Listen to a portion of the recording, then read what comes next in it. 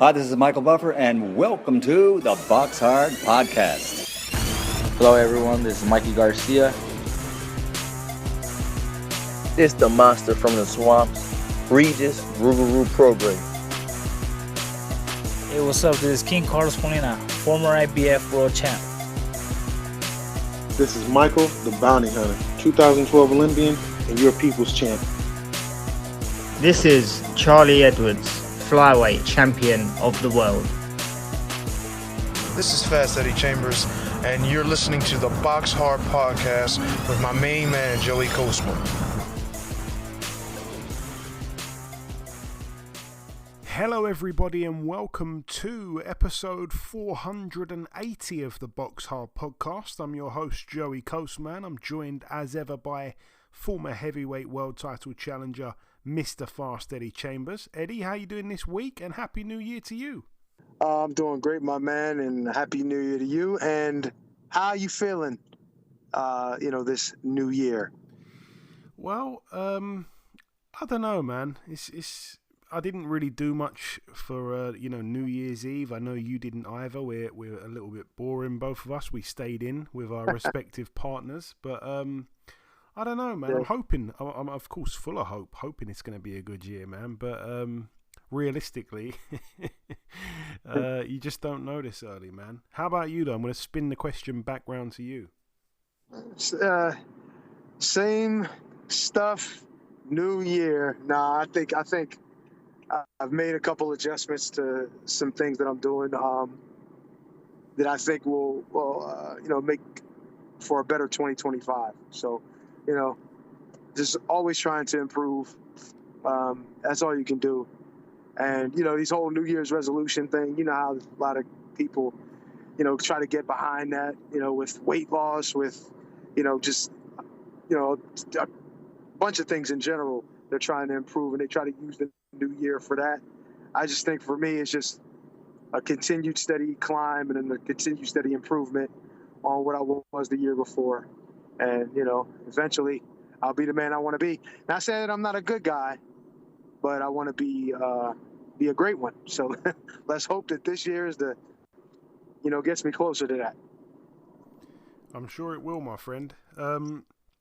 Obviously, a massive Happy New Year as well to our listeners. I do want to apologise as well for obviously missing last week's podcast. Myself and Eddie, took a week off. I have not done that since, I think it was November 2016. So, 8 years and a month since I last missed a week. That was obviously before Eddie was even doing the show with me every week. So I do just want to apologise for those people that, kind of need a little bit of content, a little bit of boxing content around the festive period where a lot of other podcasts, take a week off.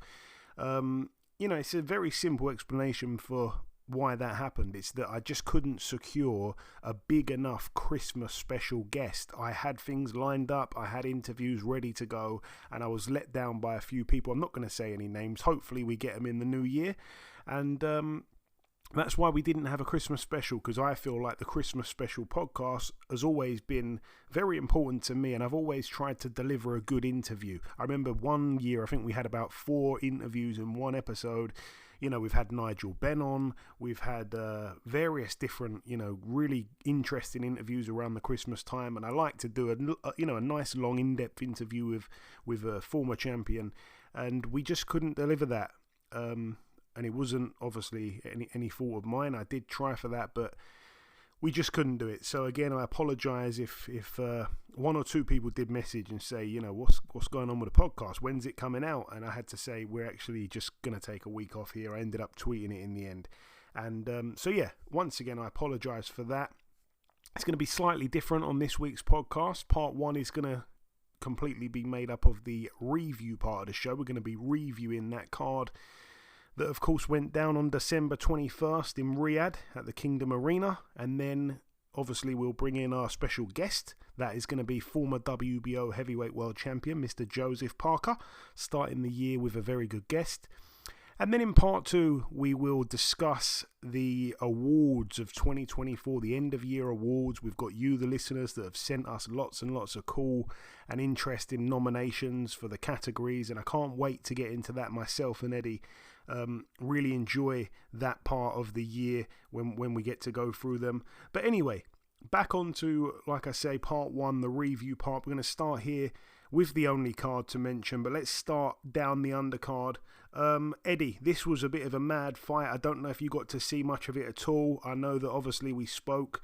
I was keeping you updated kind of thing. I sent you a clip or two, but Johnny Fisher somehow still undefeated, now 13-0, a split decision over 10 rounds against Dave Allen, friend of the show, friend of yours. He's now 23-7 with 2 draws. Johnny Fisher down in the 5th. Like I say, split decision over 10. Dave Allen showed up in really good shape, which obviously is not, it's not something we're used to seeing with Dave. Usually he shows up out of shape. He doesn't seem to, live the life of a fighter. And he just has to rely on his toughness, and he goes to the well too many times. However, he was very confident going into this fight. He felt like he knew a little bit too much for Johnny Fisher. He felt that Johnny Fisher would be a bit too green for him. And no one gave him a chance, even though he laid these things out on the table. He was quite simple with what he said. I need to survive the first few rounds, and then he's going to run out of steam, and I'm going to start taking over. And to be honest with you, that is what happened. I mean, he had to soak up a couple of moments there, but like I said, he managed to put Fisher down in the 5th round, and he really started to take over the fight. There were times in the fight where I think I was screaming for Dave Allen to pour on a bit more pressure, but sometimes he was tired a little bit, and he did have to kind of pace himself at times. But everyone, literally everyone, gave that fight to Dave Allen, including Johnny Fisher's dad as well, ringside. There was a camera that picked up him actually saying to Dave Allen, "I did think you nicked it, to be fair." And he's since come out and said he felt like watching it back. Johnny Fisher won. I'm sure, there's no surprise there. You're not going to want to say that on camera, and he did accidentally get caught on camera saying that. But anyway, lots and lots of people felt that Dave Allen won. He deserves another big fight off the back of that, whether you like it or not, because he really should have picked up a win there. And I don't know what else to say, really. He was coming off some serious inactivity, hadn't boxed anywhere near this level. I was wondering if we might see a first-round stoppage loss, because I just felt he'd been so inactive and, was getting in with a big, strong bulldozer like Johnny Fisher. But to Dave Allen's credit, he boxed very, very well. And, I can't be any more proud of him, to be totally honest with you, Eddie. What did you see of it? Like I say, I know I sent you a clip or two.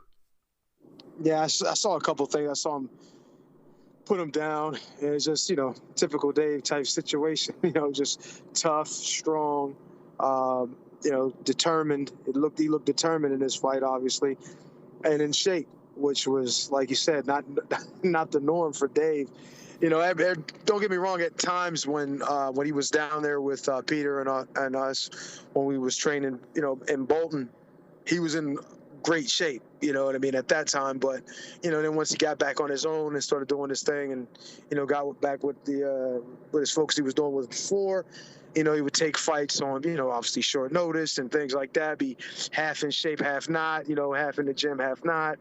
And, what kind of results you get when you put, when you put half of yourself into the sport. Sport is dangerous and tough, and it's going to be hard for you to be successful if you're only doing half the work. But in this case, and I still want to watch the entire fight. I haven't had the chance to watch the whole thing back. I do want to see how the early part of it went, and not just when Dave was in control, but from what I've seen, which wasn't very much, but from what I've seen, it looks like he was lucky to, to escape.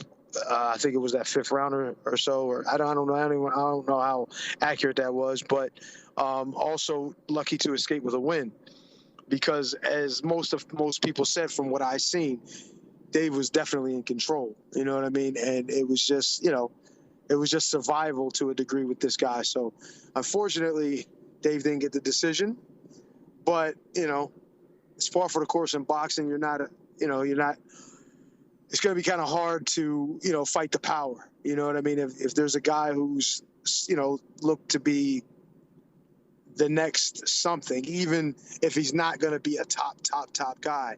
If he's going to be something where he can make some folks some money, they're going to definitely put, they're going to give him the win, because there's just more that he can, that he can do in the future. You know what I mean? Dave's much closer to retirement than this kid is. It's just an unfortunate situation. You know what I mean? I've been on the wrong end of that a few times, and it's just not nice to be there. Even if you win, you didn't win. You know what I'm saying? So it's just unfortunate, but it is what it is. I'm just glad that Dave gave a good account of himself, and that, maybe he can get another opportunity to make some money, and, maybe even get a big win in the next fight that maybe could propel him even higher. So hopefully we'll see something like that. But as it stands, it's just unfortunate, but it was a good fight.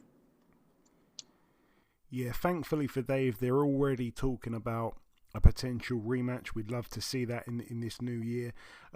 Just to remind people as well, one judge had Dave by 3 points, and the other two judges had Johnny Fisher by 1 point, 95-94 twice. So very, very close fight. But yeah, I don't think Johnny Fisher deserved the victory there. Moving up the card once again, Moses Itauma back with a TKO in the first round. He's now 11-0. A TKO there against Dempsey McKean, now 22-2. McKean down twice from overhand lefts. McKean obviously had only previously suffered one loss, and it was to Filip Hrgovic. He was TKO'd in the 12th and final round. And he was coming off 16 months out the ring, but jumped straight in with Moses Itauma, who took him out in just one round. So it was another real big statement for Moses. We'll be talking about him later on in the show.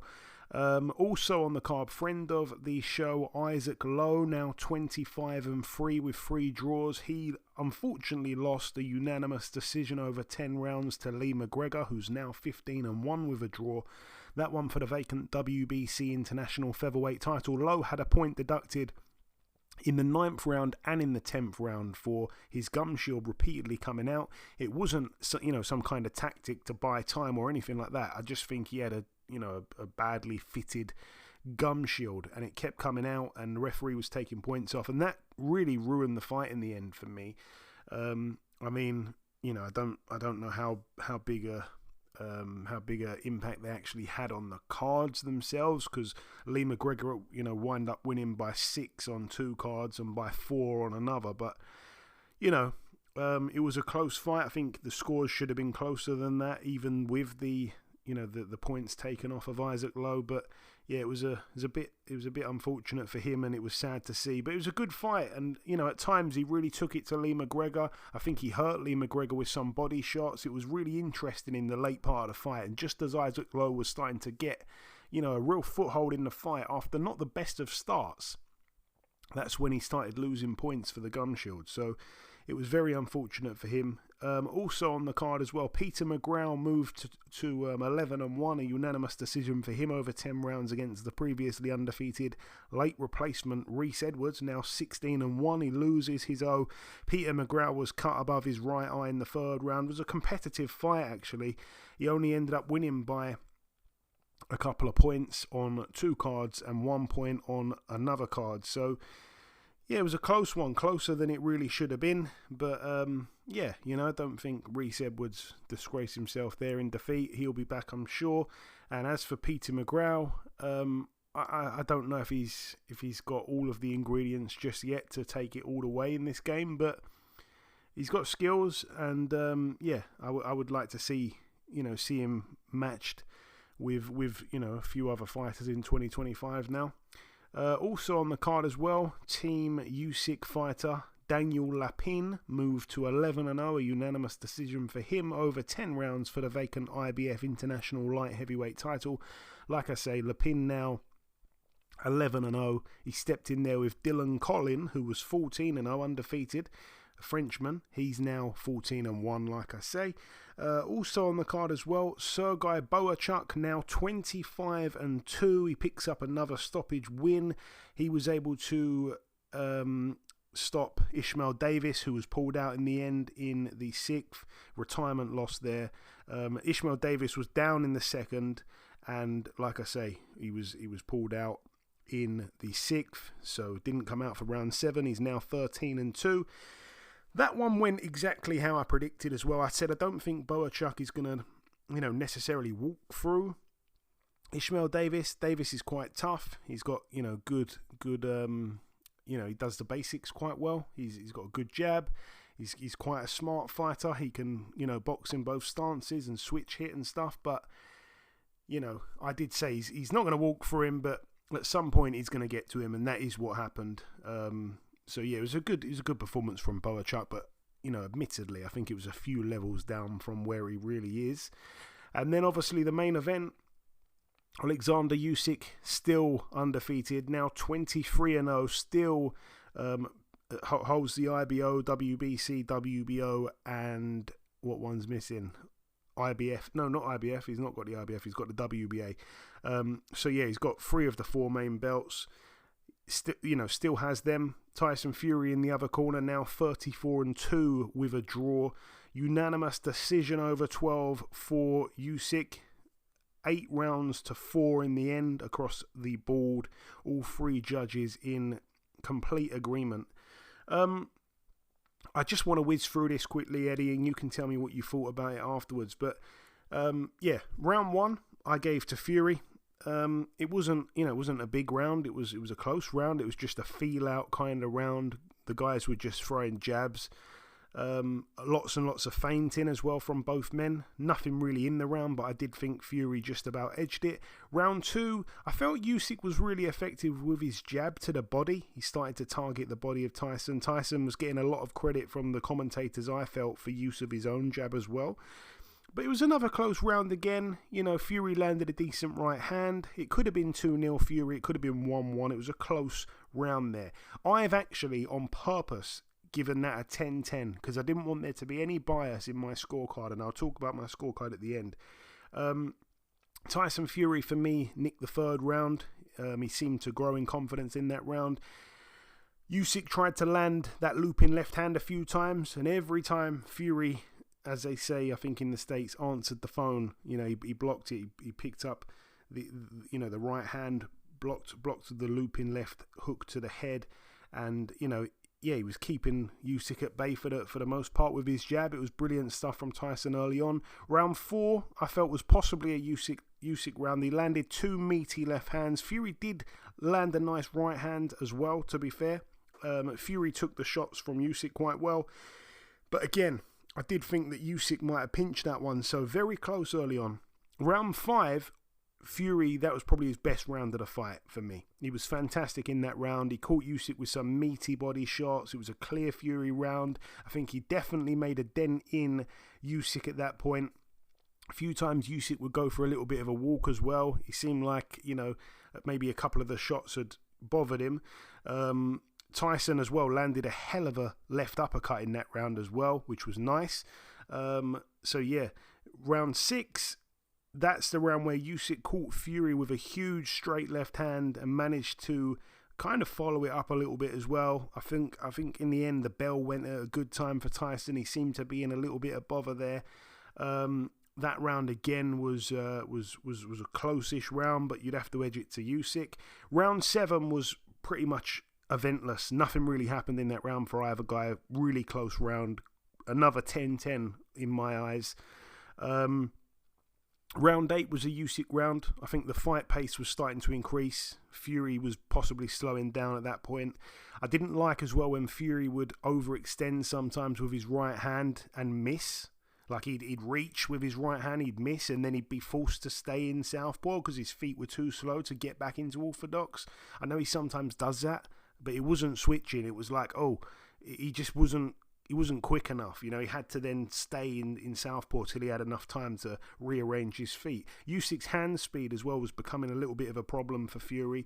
Round 9 I gave to Fury though. He was starting to bring that uppercut into the fight, finally, because we didn't see it much in this second fight at all, but we saw it a few times in the first fight. It worked well for him, but he completely abandoned it for the first 8 rounds of this fight. Fury did take a big shot in the dying seconds from Usyk, but I really liked Fury's work rate in that round. And yeah, he seemed to have got a little bit of a second wind. I think he even made reference to that in the corner. Round 10 was a close round. Again, Usyk closed the round strong, but Fury was excellent in the first half of the round. Really hard round to score. I felt as well at that point that the 10th round was probably a massive moment on the scorecards. Like, it was such a close fight that, you know, both men really needed the 10th in my eyes before I knew about the cards. It turned out that wasn't really the case in the end. But again, like I say, when there was close rounds in this fight, I've scored them a 10-10. You could obviously be a little bit biased and give it Fury. You could obviously be a bit biased, give it Usyk. I've actually scored 3 10-10s just because I don't really want to score the close rounds. I just want to score the clear rounds that I felt were clear at least, and then look at the 10-10s afterwards. And, you know, obviously they won't affect the rest of the rounds in terms of the scoring if they both get a 10-10. Round 11 was a big round for Usyk at a bad time as well for Tyson Fury. Again, I was thinking at this point that the scores were going to be all over the place. I had no idea how it was going to go with even just one round left. And then for me in the 12th round, Usyk closed that round with another round in the book for him.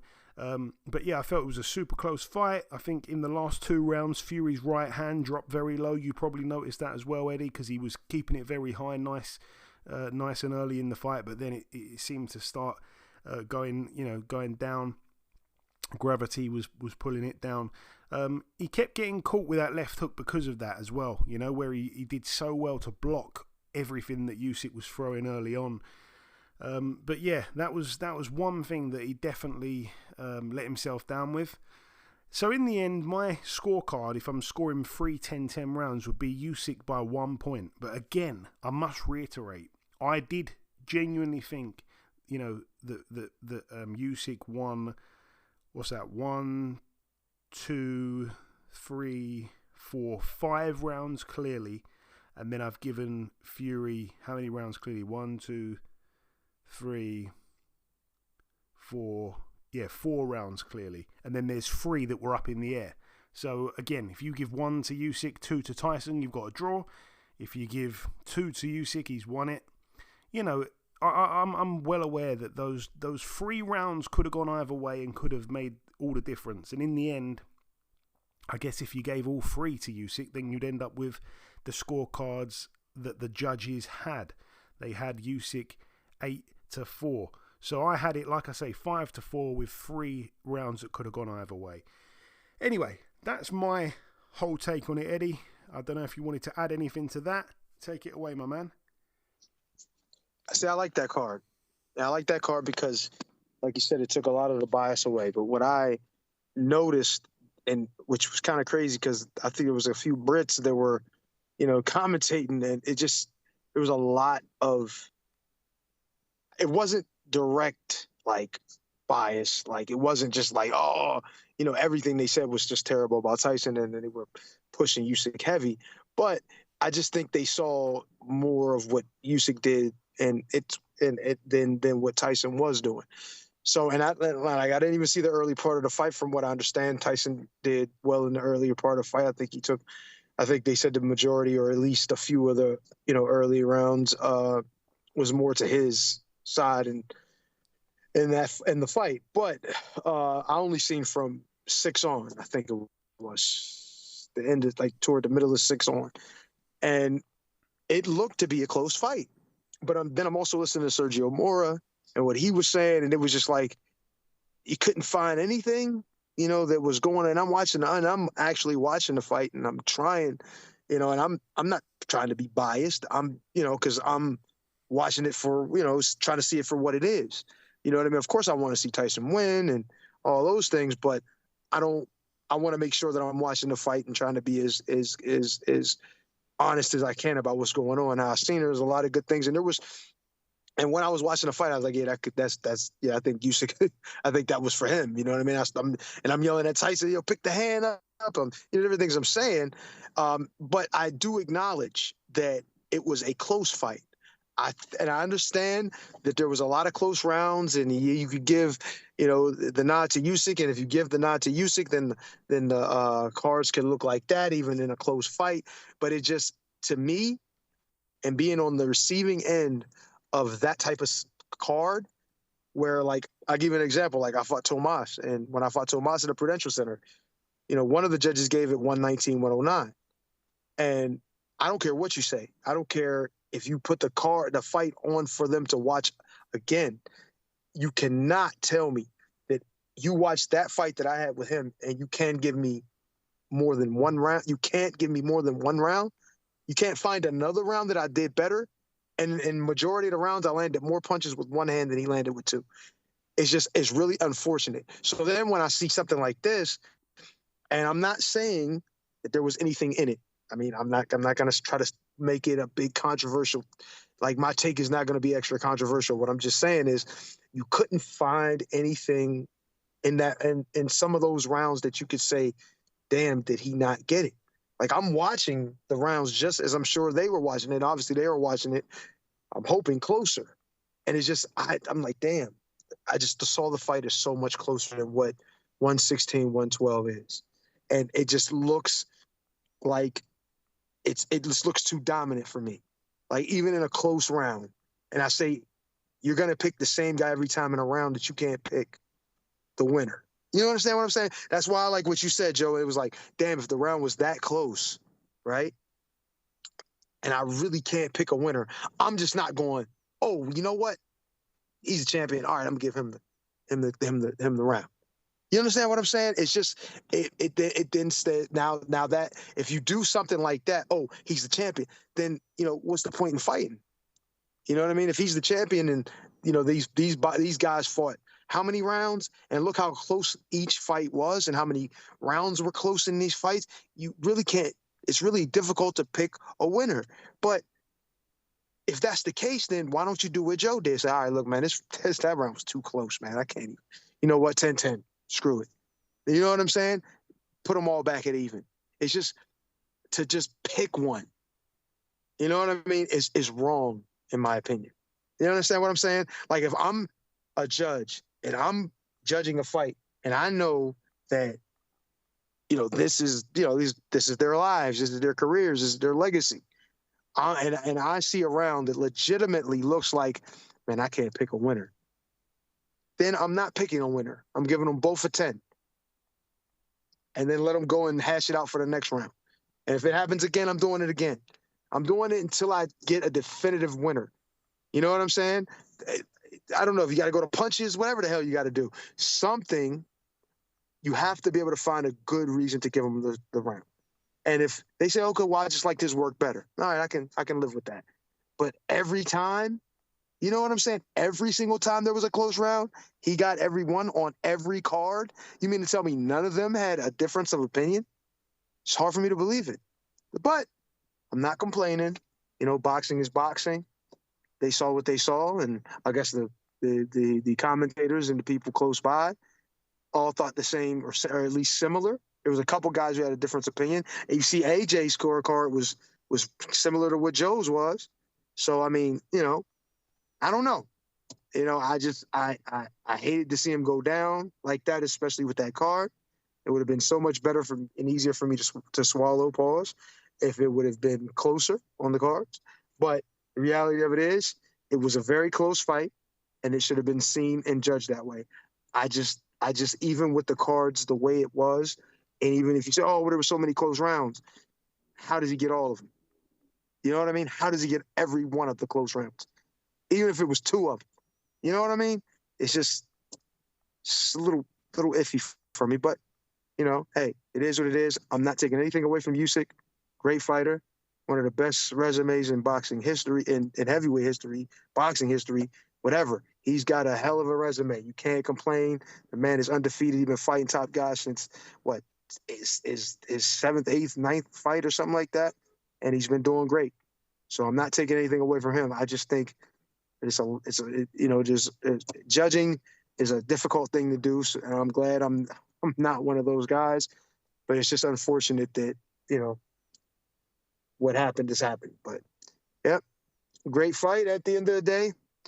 And I don't think we'll see it again, but shit, if it did happen again, I would tune in. So, it is what it is.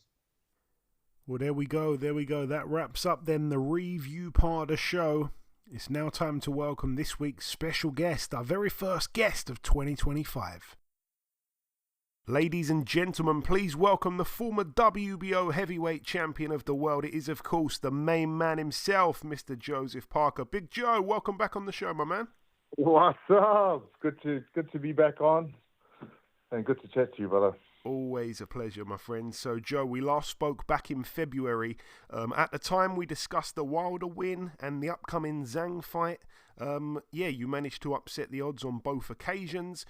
Just talk to me briefly about the Zhang fight, Joe. It wasn't nice seeing you on the canvas a couple of times, but you got the job done, like I said, and upset the odds yet again. The Zhang fight was a big challenge. Zhang is very good with the technique that he has and also fundamentals. And to be able to come out off the canvas twice and to be able to throw more punches than he did. And I had better endurance, better speed. But the thing that was the biggest difference was the weight. I was 112 kgs and Zhang was about 133. So he's a big man. And he's achieved a lot in boxing in terms of amateur career and professional career. But I was just a lot busier than he was, and it was great to get that win under my belt against someone like Zhang, who's a very dangerous fighter in the heavyweight division. Such a dangerous fighter, and like I say, it was a nail-biting fight because, like I say, it had a few twists and turns. You were obviously in control for the majority of the rounds, but yeah, he had moments, and his gas tank. I think we spoke about that in the past. His gas tank seems to have gotten better with age, weirdly. Anyway, you had to dig deep, obviously, Joe. How tough of a fight was that? Was that the toughest fight of your career? I would say at the time, the toughest because he presented a lot of power and he also presented pressure. And what I had to, when I watched the fight back, I could have and I should have thrown more punches, but I was always cautious and wary of getting caught again. Like those 2 rounds that he did catch me and drop me, those are 10-8 rounds. And if he did it again, say he did it once or twice more, it would have been a different result or would have been very different at the end of the fight. But I was very happy to be smart and just be smart about the work that I was doing on fight night. And it was great to fight someone like Zhang and get that experience. And now going into this next fight, it's having Wilder and Zhang under my belt. I know I haven't been as active as I wanted to be. I wanted another 2 fights this year, but just being patient, been working away quietly, and I feel like they've given me this extra time to build. Yeah, absolutely. And I wanted to get your reaction to Usyk Fury 2. Obviously, you were out there. We all wanted Fury to win. That's no secret. It was a close fight. What did you make of it, Joe? When I was there watching it, and maybe watching it from because I'm Team Fury. I thought at the end of the fight he did enough to win. When you do watch the fight back, it was a very close fight. I think it could have went either way. I'm not sure about the judges having it that wide in the scoring, but listen, I'm not a judge. And it was great to be there amongst legends of the sport and to support Tyson and see him.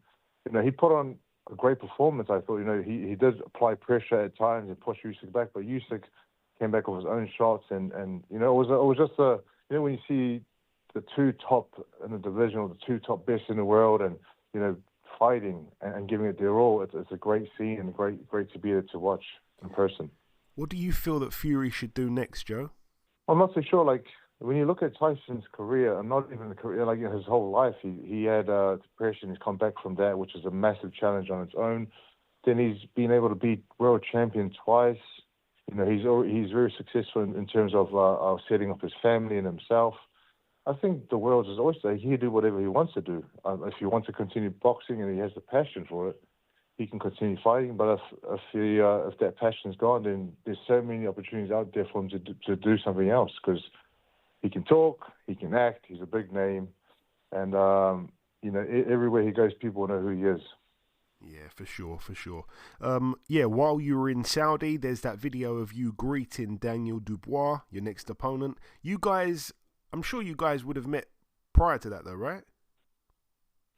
Yeah, we met a few times before that encounter. You know, before the fight with Wilder was locked in for myself, Daniel Dubois was a week before it was me and Dubois fighting, and then a week later it was me and Wilder. So we were on a course of fighting, but I think things just went differently. And now you've seen the climb that he's had, and the comeback that he's had has been remarkable. Yeah, 100%. You know, the meeting that we saw on social media that you guys posted, it's clear that there's a lot of respect there. You're obviously a great guy. It's no surprise from you. You're always really respectful. I think Daniel's a good guy, but I feel like he's starting to come out of his shell a little bit more in terms of his personality. It took a long time, many years, but we're starting to see him open up a little bit more. Do you think we'll see any trash talk in the build-up to this fight?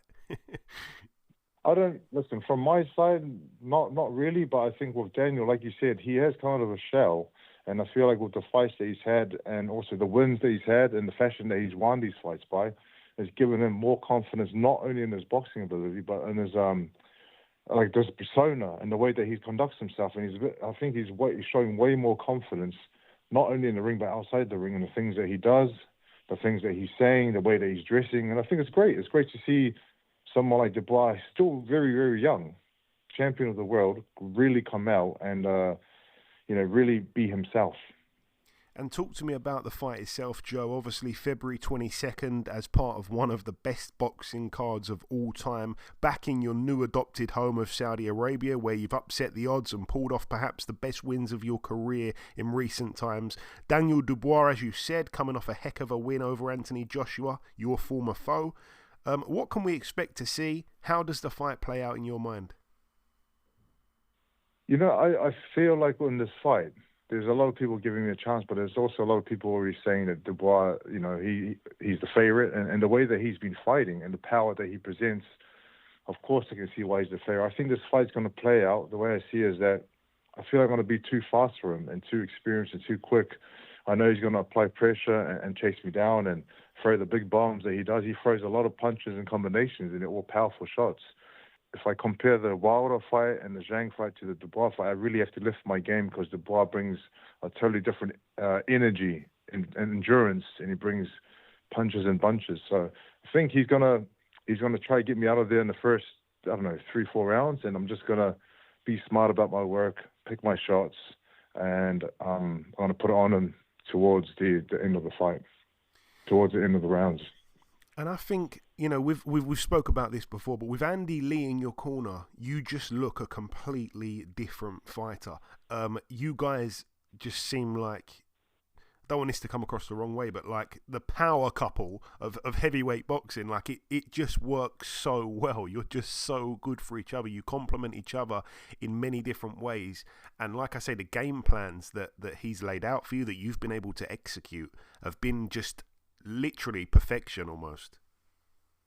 Yeah, listen, with Andy Lee, it's always been great linking up with Andy, and he does come up with a game plan, and when you can execute a game plan, it's perfect. You know, it's perfect in all areas. But and also the key person as well with Andy and George Lockhart together. George Lockhart has helped me big time with my nutrition, my endurance, my strength and conditioning, my recovery.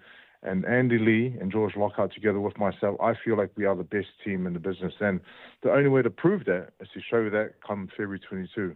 I'm going to show something very different. I'm going to come in, obviously, in different shape, because I've been building since April. But I'm going to show something, I'm going to show more power. I'm going to show more speed. I'm going to show more endurance. And I'm just going to enjoy myself in there. And Joe, obviously you've travelled a hell of a lot recently as well, and all the time you're travelling. But how was Christmas? I'm guessing you didn't spend it back home.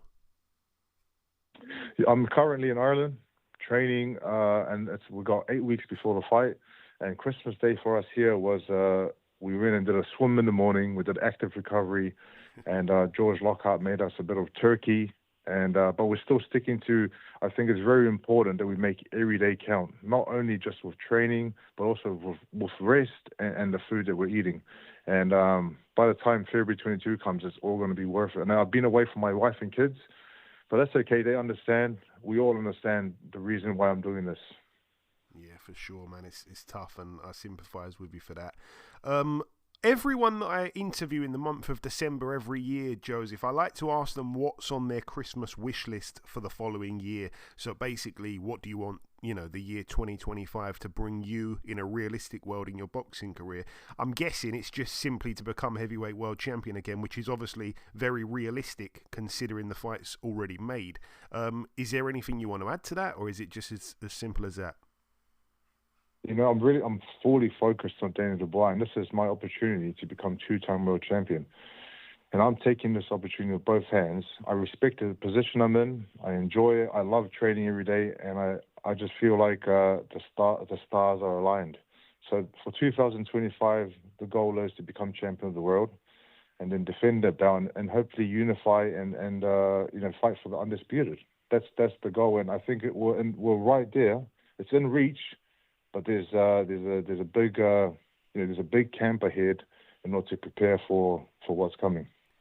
100%, my friend. Right, just before we wrap things up, Joe, if you've got any closing words to the listeners, you'll be the last fighter that we speak to this year. So, if you want to sign out with a little message, my friend, take it away. To everyone listening, thank you guys very much. Thank you guys for tuning in to all the fights, for supporting all the fighters, for supporting and listening to us, and may we continue to give you guys the best fights that we can and be involved in the biggest fights to entertain, but also so we can, we have goals, we have things that we want to achieve in boxing, and I think 2025 is going to be a massive year, not only for myself, not only for all the fighters that are involved in boxing, but for the fans and supporters as well. So thank you guys very much. Oh, very well said, Joe. Listen, my friend, I say this all the time, but it's my pleasure speaking with you, and I mean that. Thank you for your time. Best of luck for February 22nd. I'm pulling for you to get the win, and have a very, very happy New Year, my friend. Merry Christmas, Happy New Year's, and God bless, brother. Okay, now it's time for part 2 on this week's show. This part, of course, the news part of the show. We're going to start here with this. February the 15th, in Manchester, at the Co-op Live Arena, we're going to see Jack Catterall stepping in the ring with Arnold Barboza Jr. in what's going to be a final eliminator for the WBO Super Lightweight World title. That card is Matchroom in association with Golden Boy Promotions. Again, the date for that is Saturday, February the 15th, live, of course, on the Zone. So yeah, don't miss that one. Should be quite interesting. Tickets start at just £40. And that's a good price, I think, really, for a fight of that magnitude. What else do we have? February the 24th, we're going to see Junto Nakatani stepping in the ring with David Cuellar in a title showdown that's going to headline a bantamweight bonanza in Tokyo. We're also going to see on that card Saya Sumi defending his WBA bantamweight title against former flyweight king Daigo Higa. Tenshin Nasukawa as well steps in the ring with Jason Maloney. So it's a triple header there. And it goes down in Tokyo. Again, the date for that is February the 24th. It's going to be live on ESPN Plus and hopefully on Sky Sports. Anyway, that's it for the news. It's usually time now for the preview part, but there's nothing to preview. So it's now time to go through your nominations for the BoxHard Podcast 2024 End of Year Awards.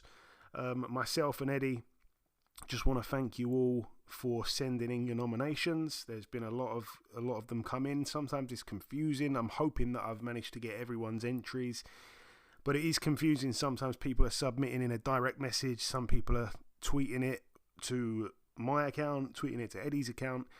I hope I've done a good enough job, getting everyone's entries. But let's start, though. Do you want to kick us off? And if so, which category are we going to start with? I can do that, man. Let's do Fight of the Year. Let's do Fight of the Year first. How about that? Okay. That good, Joe? I like that. I like that start. Fight of the Year. Go on then, Eddie. What have you got for us? Okay, Fight of the Year. The first is Tuba TJ with Usyk Fury 1. I think that's a good pick. It's a good pick. Tuba TJ, by the way, I do just want to say we love Tuba TJ. Every single year he sends in pretty much an entry for every single award. He's such a good guy, such a helpful guy. He's been listening for years. He lives out there in Hawaii. He plays this massive instrument called a tuba that I'd never heard of in the UK. He's got a BoxHard t-shirt that he's worn on stage when performing. The guy's a legend in his own right. So just a massive Happy New Year to Tuba TJ from myself and Eddie. And thanks for your nomination. It's a great nomination. It's a great fight, Eddie. We can't discuss every single fight that's been posted in, but that is a very, very good one. Yeah. If I'm going to pick one, I probably would go that way. There's a couple honorable mentions for me, but definitely Usyk Fury one was major. It is up there. I've got my own top 1, 2, and 3, and it is one of them. What else do we have, Eddie? It comes from M. Shuey's the next one, and it is Fabio Wardley, Fraser Clark. That, from what I'm trying to remember if I.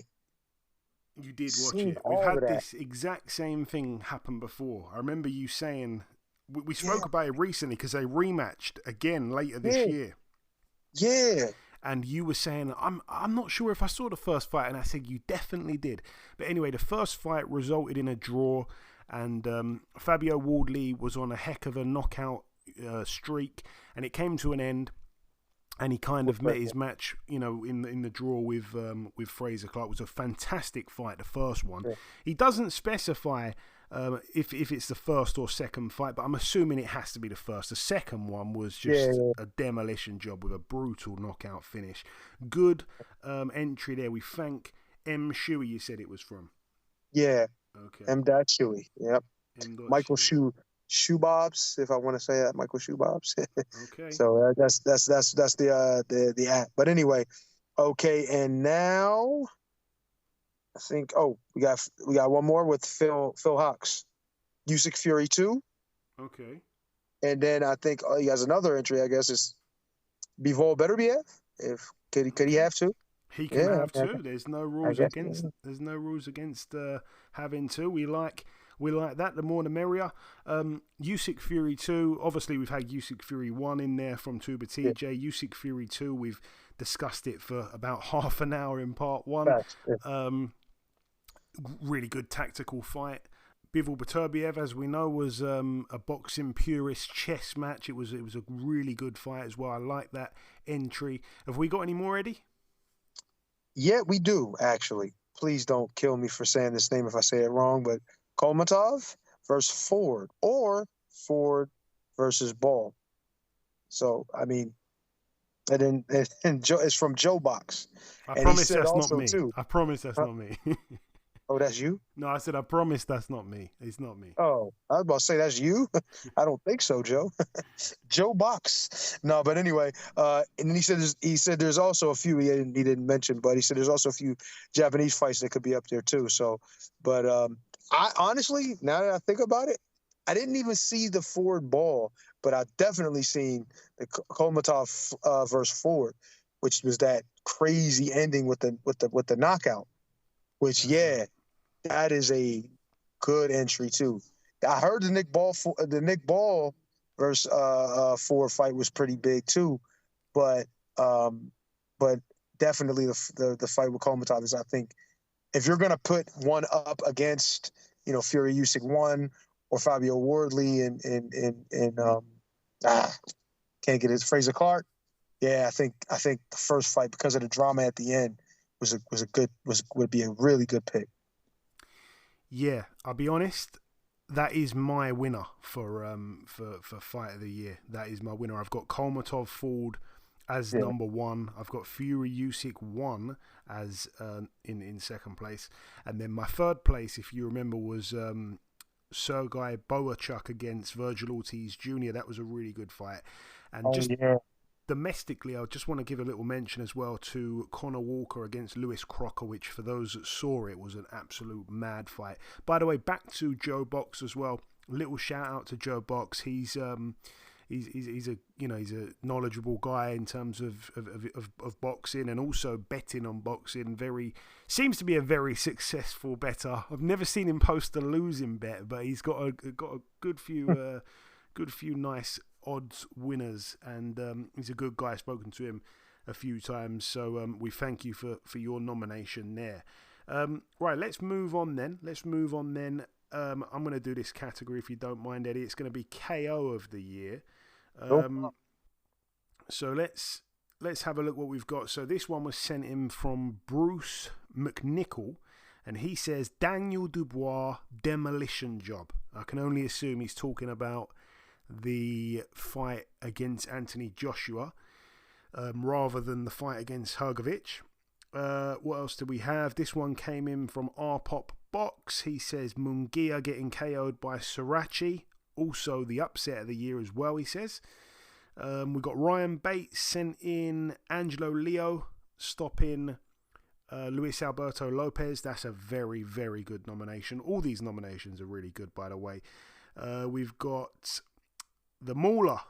Haven't seen him enter in any other categories. Usually enters with a few categories, and I really look forward to his picks. He knows his boxing as well. But he has said, I think I'm saying the guy's name right, but Badis or Bardis or however it's said, his brutal knockout of Ashton Silve, that really was brutal for sure.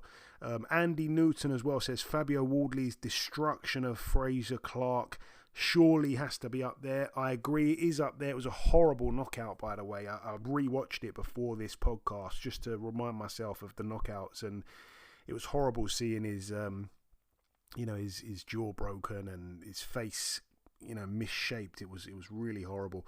This one as well came in from G Boxing Showdown. He says, or she says, I'm not sure if it's a he or she, but KO of the year. And I like this because it's obscure and I didn't actually know about it. So again, I had to go and look at it. But she's gone with Olasquaga over Riku Kano. So if you haven't seen that, it's well worth a watch. It's on YouTube, of course. So yeah, thanks to everyone for those nominations there for KO of the year. I've of course got my top 3. And yeah, number 3 is Lucas Bardi against Ashton Silve for sure. Not just the KO being brutal, but the fact that Bardi or Baddy or however you say the guy's name, he was losing every single round. It was a huge knockout and Silve was asleep, man. It was brutal. My second knockout of the year, and again this one was thrown in by one person, I believe. Daniel Dubois' knockout against Anthony Joshua. I remember watching that one live, Eddie. I was one of the people that actually expected it to happen. I haven't shut up about it since, but that right hand that Joshua walked into was savage. I'm sure you remember that. My third place would be Angelo Leo with that massive left hook to the jaw of Luis Alberto Lopez. Again, this was sent in. It was another big upset. He dethroned Lopez, who was on a heck of a run himself. So all 3 KOs that I've just named there have all actually been underdogs getting the KO, making it even sweeter. But I do just want to give a 4th place mention as well, Eddie. No one sent this in, but I remember it. Zhilei Zhang's knockout of Deontay Wilder. If you remember when Wilder turned his back and then turned back round straight into that massive big bang, that was brutal. Yeah, that was. I don't know how I forgot about that, but that was nasty. And it was who it was against. You know what I mean? That's another thing too. So yeah, major. Okay, moving on then to Fighter of the Year. Again, sometimes people get a little bit confused because I like to do Fighter of the Year and also Young Fighter of the Year, and you've got to be 25 and under to be in that category. So sometimes people get a little bit confused, and it's my fault for making it a little bit confusing. Sometimes, a guy that's younger than 25 gets into the Fighter of the Year category because he deserves to be there, but, it's all a bit confusing. Even I can't explain it too great. But anyway, Fighter of the Year nonetheless. Let's move on. What do we have on Fighter of the Year? We got these nominations. M. Shuey goes with Nick Ball. I like that shout. I really do. G Boxing Showdown says Fighter of the Year, Inoue or Usyk if he wins against Fury. He did win against Fury, of course. Inoue, I think, had a fight lined up for December that ended up falling through. 2 good nominations nonetheless. I think Inoue he boxed twice this year, didn't he? He boxed Luis Neary and TJ Doheny. It would have been nice to see him a third time. Who else did we have? Donovan Casp sends in Usyk. Someone that should get some consideration is Nick Ball. Should have got the decision against Ray Vargas. Beat Ray Forbes for the title and defended it against Ronnie Rios in an entertaining fight. Drewski sends in Bam Rodriguez. Phil Hawke sends in Keyshawn Davis. That's definitely a wild card. Ryan Bates says, Hart says David Benavidez. Head says Naoya Inoue. Now, off the top of my head, David Benavidez only had the one fight, and it was the debut at light heavyweight against Alexander Gvozdyk. That's off the top of my head, so he wouldn't have made it on my top three. But again, I'm not, I'm happy for the nomination, Ryan Bates, if you're listening. Aaron Sheikh as well sends in Usyk. Tuba TJ sends in Usyk. Yeah. Okay, so I can get with the Usyk nominations as well. Obviously had a brilliant year. Right. I've gone really deep with this here, Eddie, and actually my number one, no one has guessed. My number two has been mentioned. My number three hasn't been mentioned in those nominations. Do you want to have any kind of guess at all on who my top three may be? If you get them wrong, it's fine, but if you don't want to guess, you don't have to. What, fighter of the year? Fighter of the year. One of them haven't been mentioned? Two of them haven't been mentioned. One of them has, and that one would be Usyk. But there's two other guys that I think have had, very good years as well, including my number one spot. So I'm thinking, would it be Daniel Dubois? Would that be one? Do you know what? He was close, and he might be mentioned in another category, but he was very close, to be fair, but didn't get in. Okay, because he had a decent year, if I'm not mistaken. I'll give you a little clue. He had a great year. I'll give you a little clue. One's Mexican, one's Russian. Oh, wow. Thank you. Well, not Beterbiev. No. Right. Yeah, Beterbiev got my number one. He got your number one? He got my number one. And what it wasn't Canelo? Who did? Yeah, Canelo's my number three. I'll explain. Okay. No, and I understand why. Beterbiev had, obviously, you know what I mean? You know what he did. But, and then Canelo, I can understand. No, I get it. But go ahead. I want to hear your statement, but I really get it. Again, I've gone deep with these explanations here. But anyway, number one, for me, fighter of the year, Artur Beterbiev. 2 fights, 2 wins, including 1 for all the belts at light heavyweight. Artur Beterbiev is mostly a 1-fight-a-year type of fighter these days, but we saw him twice in 2024. The first fight was in January, right back in January in Quebec against Callum Smith. A lot of people, especially in the UK, felt that Smith would be able to show Beterbiev something he hadn't seen before. Eddie Hearn did a fantastic job of selling the fight. Surprisingly, Beterbiev was able to keep Smith in a shell for most of the fight. Smith was spending far too long on the ropes and at one point just seemed like he was only there to survive, a little bit like he did in the Canelo fight, his only other loss, of course. Beterbiev did, however, manage to get to Smith in the 7th round and force a TKO, but that for me was a good win against a good fighter nonetheless, and of course he stopped him. That's something Canelo couldn't do. In Beterbiev's second fight of the year, we watched him in a real chess match type of fight against Dmitry Bivol. Obviously someone mentioned it as well for fight of the year. I'm team Bivol, because Bivol's a friend of the podcast and it was a close fight, but I did think Beterbiev nicked it on the night. Although it was a fantastic fight and definitely one for the boxing purists, it did deliver as well, in my opinion, in terms of entertainment, and Beterbiev was my rightful winner. The rematch is set to take place on February the 22nd, which is not long away now, just 7 weeks, and again, you'd be crazy to miss that rematch there.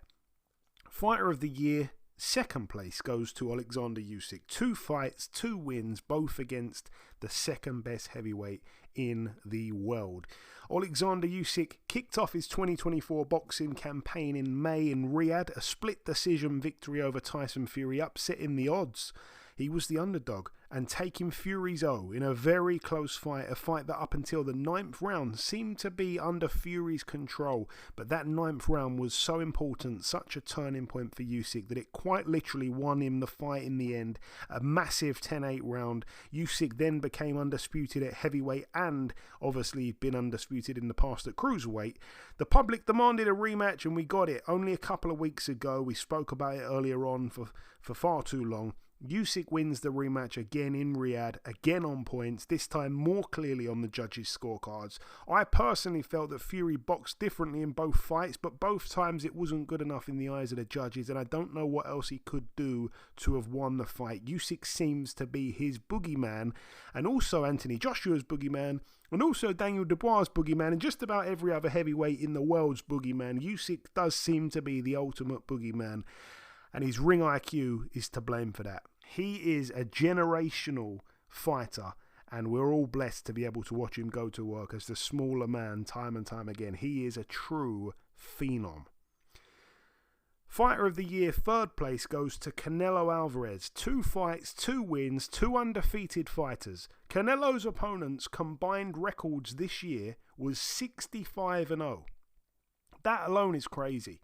Canelo kicked things off in typical Canelo fashion. Cinco de Mayo in Las Vegas. Canelo boxed the 43-0 Jaime Munguia, his fellow Mexican.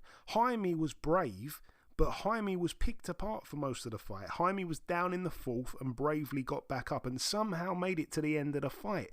Canelo's respect for Jaime grew in front of our eyes during that fight. He saw the heart of Munguia. He appreciated Munguia's effort, and I won't say he went easy on him, but I think there were times where he could have ramped up the pressure even more, but chose not to. Canelo won the fight unanimously and looked good, as good really as he'd ever looked before. It was a great win, and obviously he took his O. And Canelo's second and final fight of the year was against Edgar Berlanga. Edgar was 22-0. He went into the fight with a ridiculous level of self-belief. It wasn't really a fight that anyone particularly asked for. It was expected to be a walk in the park for Canelo, and some felt it would be a waste of his precious time. Berlanga was down in the 3rd round, and like the Munguia fight, Canelo had his man down early and it looked like the end was near, and then his younger opponents would climb off the canvas, show some serious balls and grow into the fight. Once again, I felt Canelo's respect for Berlanga was on show in the ring. I do think the size difference was crazy between both men. Berlanga was massive, but at the end of the fight, Berlanga was beaten wide and was taught a few lessons in the ring. In a weird way, it's made me more excited to see how he'll bounce back from the defeat. But as for Canelo, he marches on, and I can't remember a time Canelo wasn't in the top 3 Fighter of the Year nominations. He is the definition of a true Hall of Famer and still seems to have endless love and passion for the sport of boxing.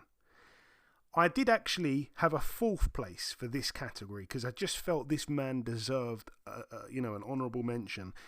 Gilberto Ramirez being that man. 2 fights, 2 wins, 2 world champions dethroned in a new weight class.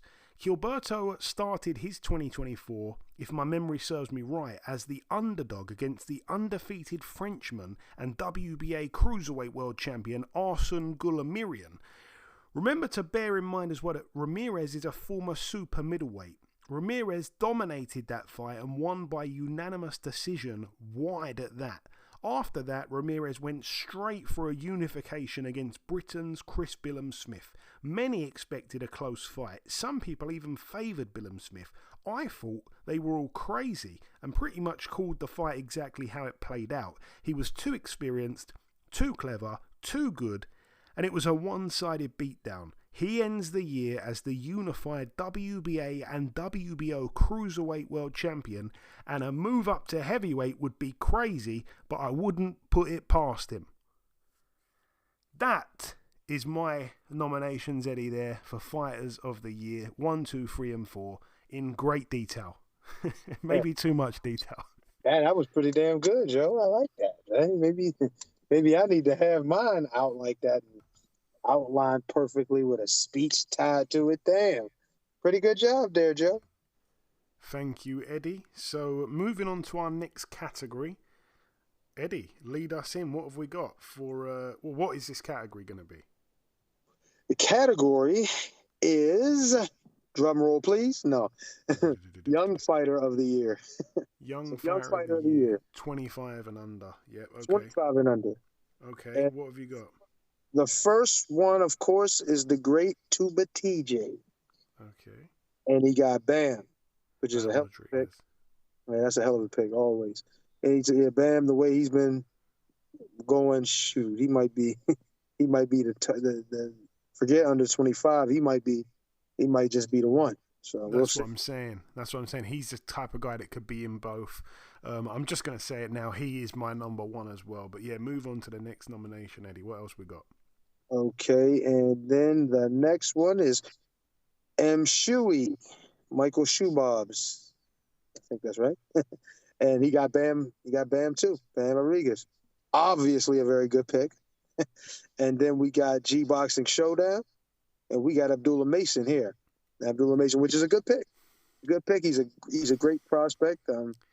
If hard to kind of put him above Bam in my opinion, because Bam is just Bam is in a position to where he's obviously world level. So is Abdullah Mason, but I mean he's world level in a way. Oh, slow down with Abdullah Mason. Remember in his last fight he was put down twice.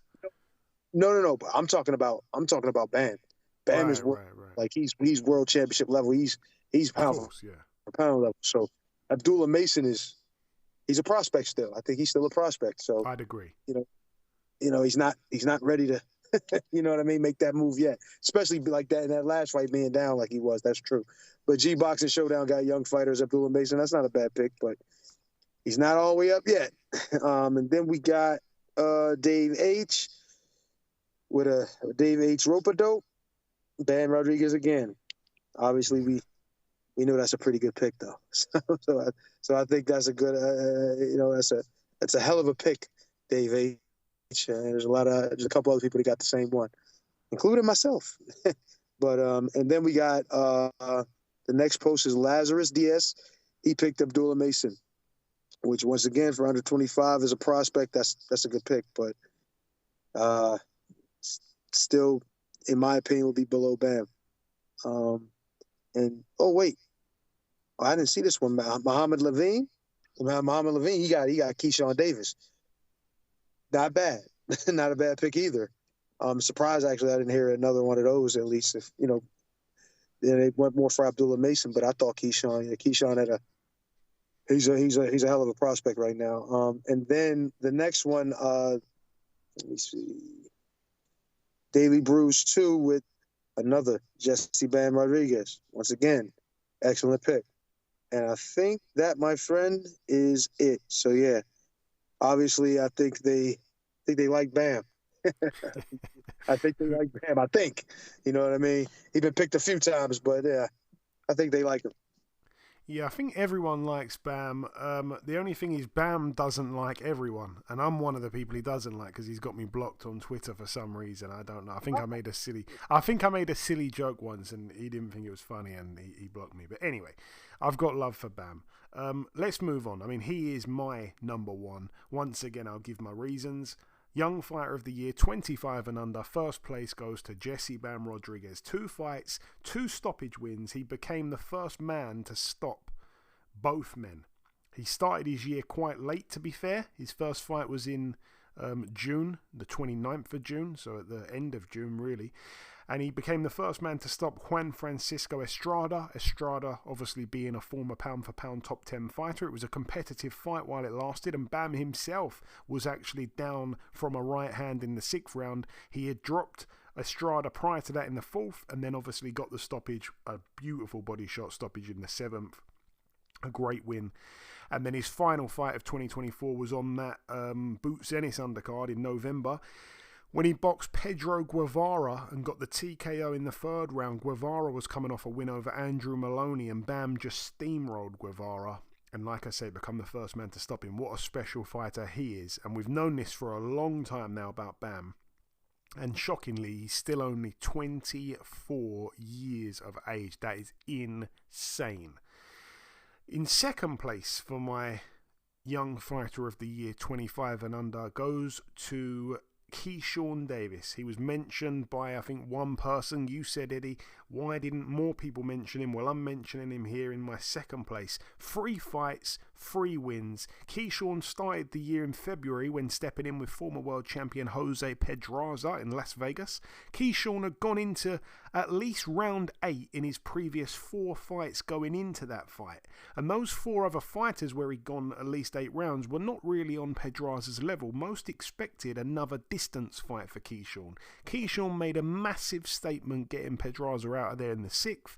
He'd only been stopped once prior to that, and it was to Gervonta Davis over 7 years prior. Even Tank couldn't do it as quickly as Keyshawn did. Keyshawn's second fight of the year was against Miguel Madueno. Madueno took a hell of a beating in that fight, but to his credit, he didn't stop trying. He showed some serious balls. He's a massive puncher himself. Keyshawn ended up winning on points. He won 9 of 10 rounds across all 3 scorecards. A very dominant performance against a big puncher who had never been stopped and was pretty experienced as a pro. And then Keyshawn's final fight of the year was definitely his best performance. He boxed Daniel Gustavo Lemos, who was 29-1, but arguably should have been 30-0 because he lost very, very controversially to Richardson Hitchens. Lemos ended up coming in massively overweight. He weighed over 7 pounds more than Keyshawn at the weigh-in. Keyshawn decided to still go ahead with a fight. He went in that ring the following day and stopped Lemos in just 2 rounds. He had Lemos down 3 times. And in other news, Richardson Hitchens is now a world champion. Keyshawn wiped the floor with Lemos. Lemos arguably beat Richardson Hitchens, like I said.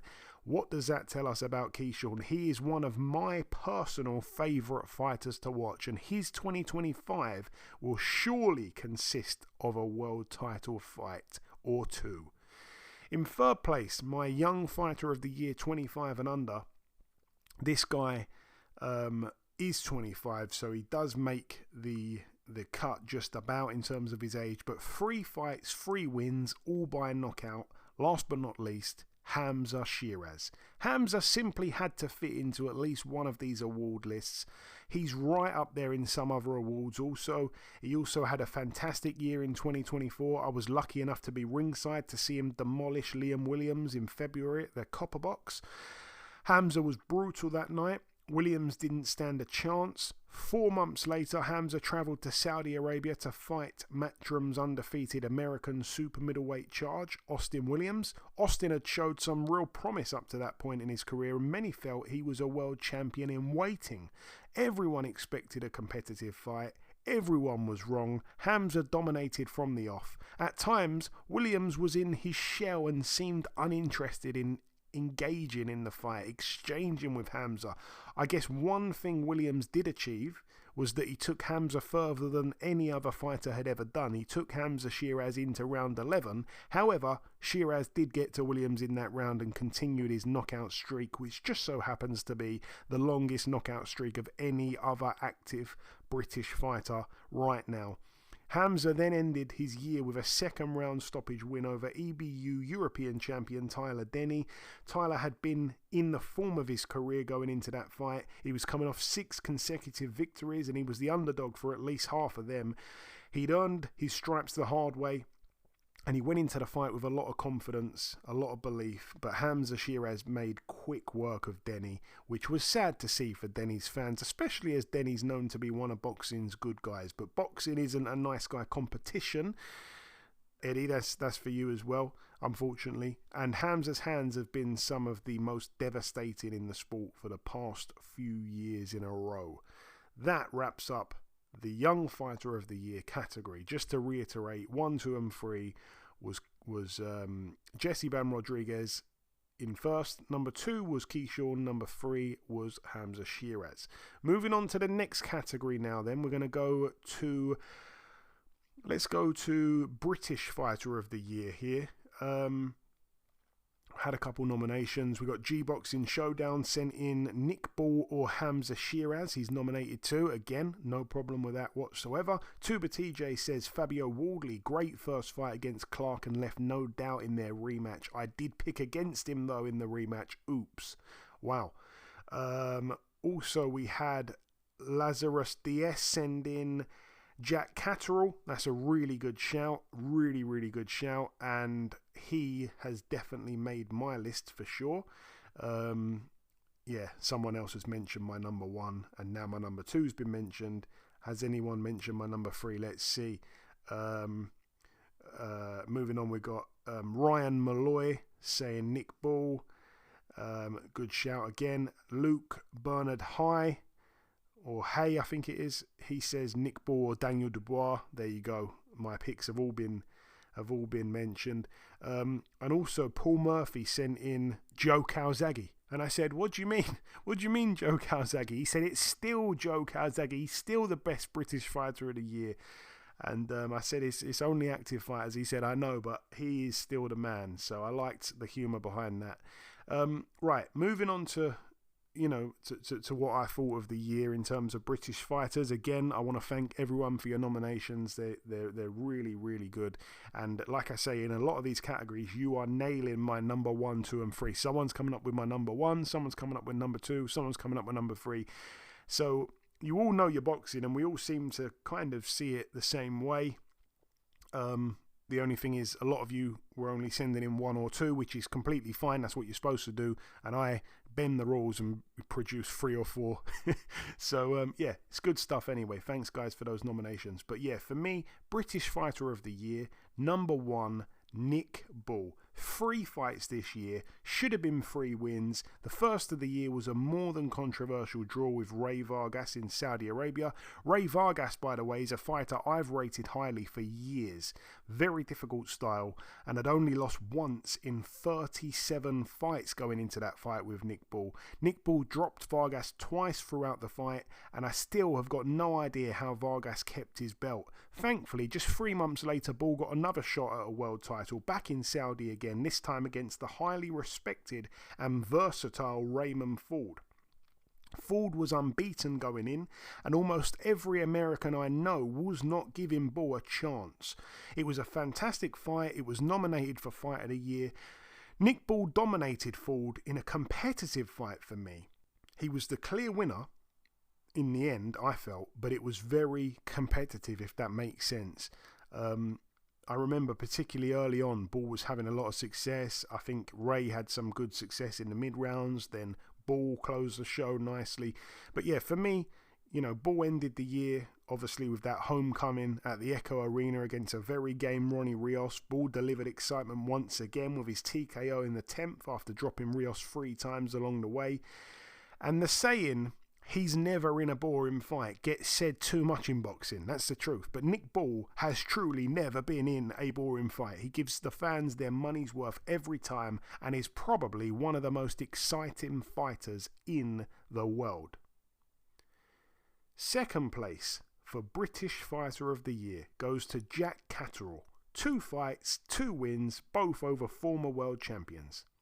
Jack Catterall finally got his long-awaited revenge over Josh Taylor in his first fight of 2024. The fight finally took place in May of 2024 in Leeds after several cancellations. Jack and the rest of the boxing world had to wait patiently for over 2 years since their first fight between the pair of them. The first fight was a terrible robbery. Jack had been shafted on the cards and somehow had kept a positive head despite being robbed of his childhood dreams in front of millions of eyes. I would often refer to Jack after this as the uncrowned, undefeated and undisputed super lightweight world champion. Those titles should have gone back to Chorley.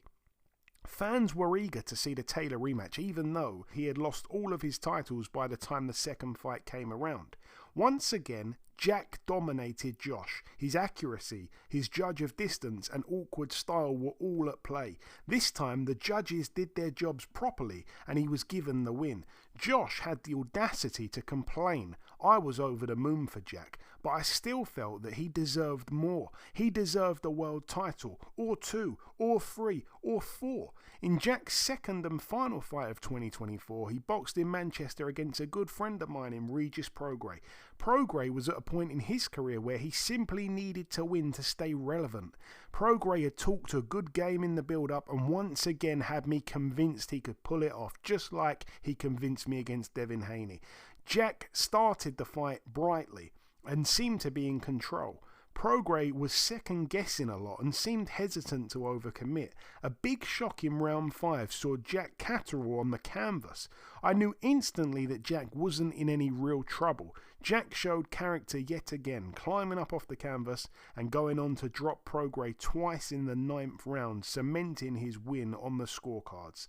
2025 simply has to be a big year for Jack. It's so overdue. Right now he could go down as the best British fighter of this era to not win a world title. That would be a huge shame though, and I hope he does win one this year. He's already set to box the undefeated 31-0 American Arnold Barboza Jr. on February 15th. After that, give him his shot. British Fighter of the Year, 3rd place, goes to Daniel Dubois.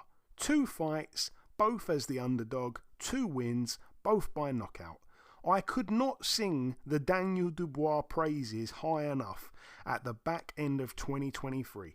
Daniel had just beaten Big Baby Miller, and that was another fight many were picking him to lose. He showed some serious character in that fight, and I was proud of him. Going into 2024, he was matched tough against the 17-0 undefeated Croatian danger man Filip Hrgović. Hrgović had started the fight brightly and kept catching Dubois with meaty power punches in the first few rounds. It seemed to take Daniel a while to warm into things, and then he began to take the fight to Hrgović, and this was well and truly against the script. He cut Hrgović over both eyes, and Hrgović suddenly didn't fancy it anymore. He got the stoppage over Hrgović in the 8th round, and it was a very impressive win when it was all said and done. Just 3 months and 3 weeks later, Daniel found himself walking out at Wembley Stadium in front of over 85,000 fans to face Anthony Joshua for the IBF heavyweight world title. This was a stage that Daniel hadn't been anywhere near. The crowd were for Joshua. The odds were certainly for Joshua. However, I had correctly predicted the Daniel Dubois knockout win. Dubois was focused like never before. Joshua had tried to talk down on Dubois in the build-up to the fight, talking to him like Daniel was his son or something. Daniel dropped Joshua in the 1st, the 3rd, the 4th, and then finally in the 5th. It was a complete and utter demolition job. Joshua had the option of forcing Dubois into an instant rematch. He decided not to pursue it. No one was surprised. British Fighter of the Year, number 4. I'm giving a 4th spot for this category because this fighter just simply needs a mention for his year. Sam Noakes. He was more active than most. 4 fights, 4 wins.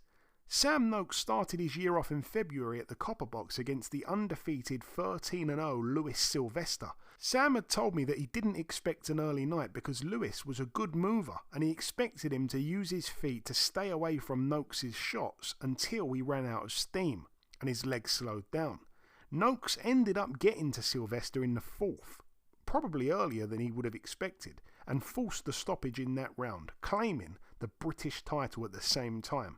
Just 2 months later, Noakes was back out again, this time at the classic York Hall.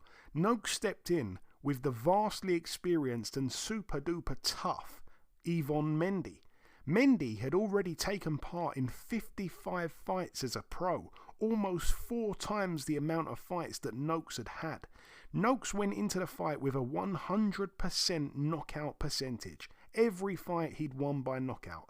The fight was for the vacant EBU European title. Mendy had never been knocked out. Someone was going to experience something for the very first time in a pro ring. Either Noakes would finally hear the final bell to a fight, or Mendy wouldn't.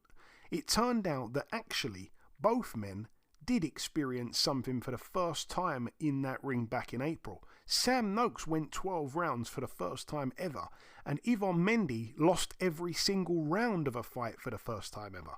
Welcome to the European level, Sam.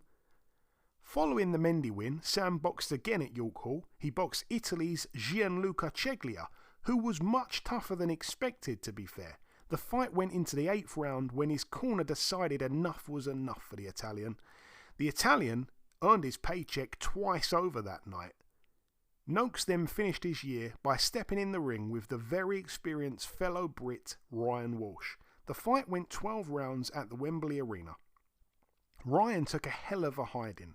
He was bloodied and beaten, but showed balls the size of Wembley's arch. He did not stop trying. Noakes, who some critics felt was just this big puncher, actually showed so much more to his game in that Walsh fight. He showed patience, he was controlled, he listened to his corner, he demonstrated a fantastic jab, and he seemed to comfortably do the full 12 rounds at a good pace. Even though he didn't get the knockout, he showed so much more in that fight than he'd showed us in countless previous fights combined. It turned out that he's much more well-rounded than anyone gave him credit for being. He almost had a world title shot before Christmas. I'm sure that it will happen for him in 2025, and you'd be crazy to bet against him winning one. A top quality fighter and an even better gentleman. Moving on now to the next category, upset of the year. These ones have come in from our listeners, our followers. Upset of the year, Sirachi over Munguia, says Tuba TJ. Lazarus DS says Jaime Munguia getting knocked out. Drewski says Munguia getting TKO'd in his hometown. Phil Hawke says Munguia getting knocked out to a guy with 4 KOs. Everyone's saying Munguia here. Upset of the year, Curiel over Nonshinga. That's a good nomination there from G Boxing Showdown. I like that. And Ajit Caballel beating Frank Sanchez. That's another one I really like. These are the kind of picks that really, really are up my street. I love these kind of ones that you don't think of straight away. Like they're my favourite types. I really like both of them from G Boxing Showdown. That's fantastic picks there. I'm going to get onto my upset of the year because again I don't want this to kind of go on too long, but I've decided for the upset of the year I haven't really kind of got like a number 1, number 2, but there's a few I'm going to just nominate. I've been looking around as well online, seeing what other people were saying, and a lot of people are just going with that Munguia Sirachi one because it's the most recent one. I think obviously it was a huge upset, but it's an easy answer because it was the most recent. But yeah, I'm going to name a few that I consider, worthy of a mention. Last year, by the way, in 2023, we had some crazy upsets. This year, they weren't as crazy, but a few to mention. Munguia Sirachi, simply because Munguia was in full control and Sirachi obviously caught him with a shot and knocked him out, something Canelo couldn't do. Sirachi was not a puncher at all. Like someone said, he only had 4 KOs in 20-odd fights. Liam Parro, executing a perfect game plan against Subriel Matias in Matias's home country of Puerto Rico. Yes, I'm coming into 2025 with the accent still going. Liam Parro, that's a really, really good performance there. It was a big upset. We've seen him since lose the title to Richardson Hitchens, but that was a great upset for me. Angelo Leo as well, stopping Luis Alberto Lopez, a huge upset that needs to be mentioned. Ryan Garcia, I was extremely confident Devin Haney would be able to beat him, and Ryan Garcia was really good in that fight. There was another big upset, even though it's been wiped from both fighters' records now following the drugs test from Ryan Garcia. And also another one that I didn't see anyone anywhere online mention, but this one was massive for me. It was Alberto Puello with the upset win over Gary Antoine Russell, who was like 17-0 with 17 KOs or something. He's a friend of the show, Gary Antoine Russell. He beaten Ennis in the amateurs. He's a hell of a fighter. No one wants to fight him, and obviously stepped in there with Alberto Puello, and he was just not good enough at all. Puello boxed brilliantly. That was a massive upset. Again, I haven't seen anyone mention that.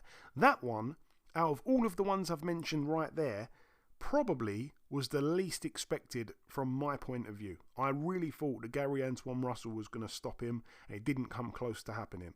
Let's move on then to Prospect of the Year now. I'm going to whiz through this as quick as I can because I'm aware that this podcast is starting to drag a little bit, but I'm hoping it's still entertaining for everyone. Prospect of the Year, we're going to start here with this nomination from James Brennan 7. He says, not sure which category, but Hamza Shiraz stood out for me. Very neat and tidy. Again, obviously we mentioned Hamza in the British Fighter of the Year. Sorry, no, we didn't mention him in British Fighter of the Year. We mentioned him in Young Fighter 25 and under. He's in that category. Again, there's a little bit of confusion with Fighter of the Year, Prospect of the Year, Young Fighter of the Year, British Fighter of the Year. He could really be in all of them, to be totally honest with you. But I understand why James Brennan has nominated him. It's a very good nomination. Again, he had to be in one of the categories because he has been so impressive. So thanks for that, James Brennan. We've got Phil Hawkes, who said a kid who's with MVP. He didn't go on to say who. I'm guessing it's that Cuban guy.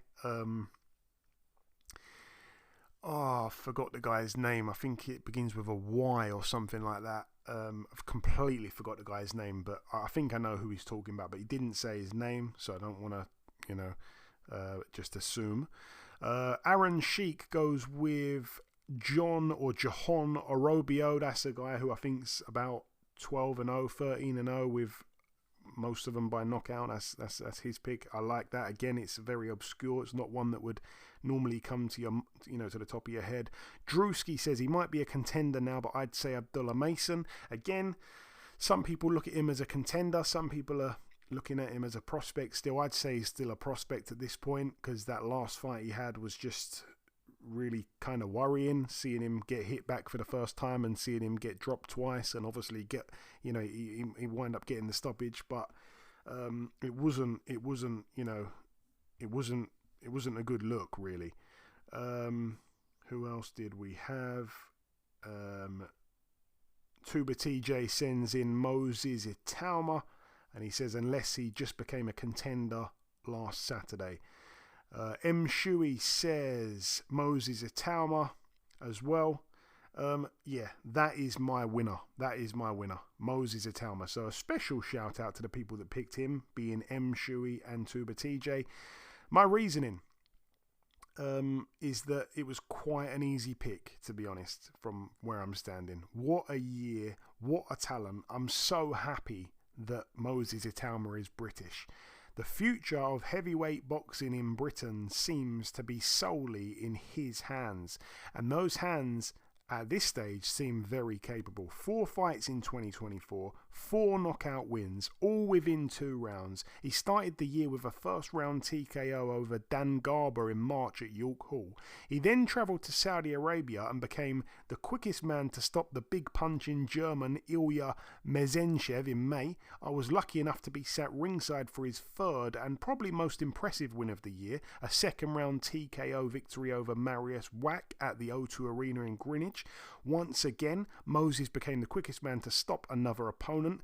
Mariusz Wach had gone 10 rounds with Fraser Clark just a year prior in his last visit to the UK, and Mariusz Wach in previous times had also shared the ring with the likes of Dillian White, Martin Bakole, Jarrell Big Baby Miller, Alexander Povetkin and Vladimir Klitschko. None of them impressed the way Moses did. Moses then closed out his year with a first round TKO over Dempsey McKean on that Fury Usyk 2 undercard in Saudi Arabia. Dempsey's record was 22-1 going into the fight, and his only loss was to Filip Hrgovic by TKO in the 12th and final round. For Moses to dispatch of him within just 1 round was another huge statement made.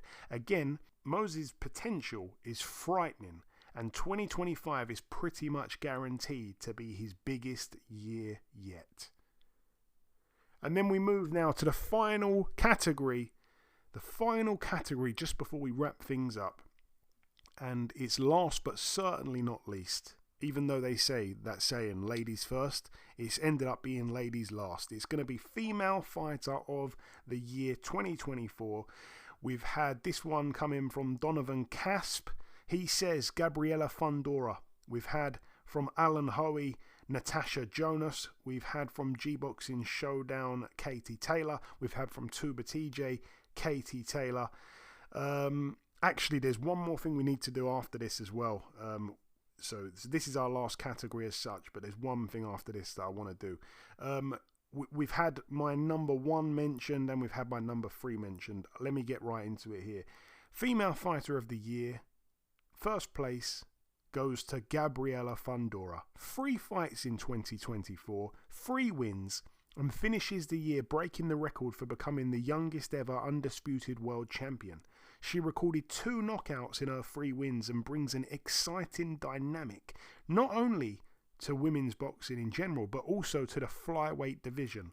Her win over Alanis in their unification contest in November was nothing short of clinical.